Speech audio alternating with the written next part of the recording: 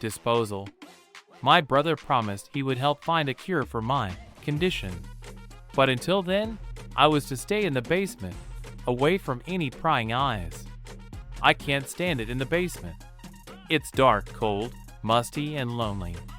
Apart from my brother, I haven't had any social interaction for over a year. What little time I have with my brother is unpleasant anyway. He tries to act friendly and compassionate, but I can tell it's just an act. Underneath the smile is apathy, disgust, and disdain. But the worst part is feeding time. The basement door opened, and my brother walked down, lugging a heavy rubbish bag behind him. "Got a fresh corpse from the mortuary," he said. "Her parents wanted her cremated, so I just sent them someone else's ash. I don't think it matters. She would be reduced to nothing either way. Eat up." He turned to leave the basement, and I stared at the bag on the floor. Slowly, dreading every moment, I opened the bag. Then I opened my shirt. A massive, slathering mouth with dozens of pointed teeth opened up with a growl. Surrounding it were 4 thick tentacles that greedily grabbed the corpse's arm and started to rip it off. I closed my eyes. I don't like to watch myself eat, but I could still hear the tearing flesh.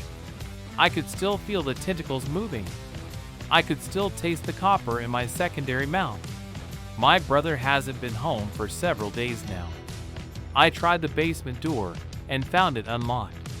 I looked around and all the curtains were closed. I could move around without anyone seeing me. I finally had a chance to eat some real food. I snuck into the kitchen and opened the fridge.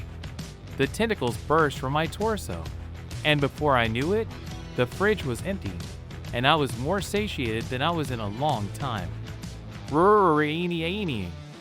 My thoughts were interrupted by a phone ringing in the office.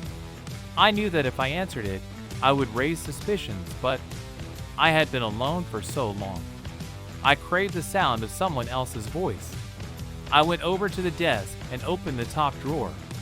It was filled with cash, possibly hundreds of thousands of dollars in $100 bills, enough to keep me fed without stealing bodies from the mortuary. I closed the drawer and opened the second one, containing an old flip phone. Without hesitation, I answered. "Hello? Emily Watson. Lives in 12 Brookville Street. Works at the cafe on McKinnon Drive." "What?" "Emily Watson. 12 Brookville Street. 5'6" curly blonde hair. Couldn't miss her." What was this? Who was trying to call my brother? "What do you mean? Why are you calling me?" His answer made me want to scream and cry. "Because I heard you could make people disappear without a trace.